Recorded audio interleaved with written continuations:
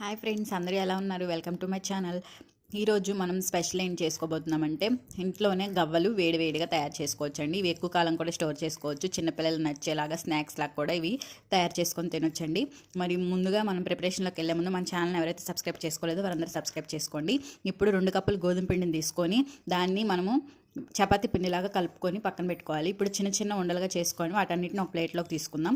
ఇప్పుడు గవ్వలు చేసే చెక్క ఉంటుంది చూడండి, ఆ చెక్కతో మనం బొటన వేలుతో కిందకే ఇలా అనగానే అవన్నీ కూడా మనకి గవ్వల్లాగా షేప్ వచ్చేస్తుందండి. ఇప్పుడు స్టవ్ మీద కడాయి పెట్టుకొని అందులోకి సరిపడా ఆయిల్ని వేసుకోవాలండి. ఆయిల్ హీట్ ఎక్కిన తర్వాత మనం ముందుగా ప్రిపేర్ చేసి పెట్టుకున్నాం ఆ గోధుమ పిండి గవ్వలన్నీ కూడా అందులో వేసేసుకొని ఈ విధంగా ఎర్రగా వచ్చేంత వరకు బాగా వేయించుకొని ప్లేట్లోకి తీసుకుని మీకు కావాలనుకుంటే మీరు పంచదారను కూడా పాకంలాగా చేసుకొని యాడ్ చేసుకోవచ్చు. క్రిస్పీగా చాలా బాగుంది. మన ఛానల్ అయితే సబ్స్క్రైబ్ చేయండి. Thank you.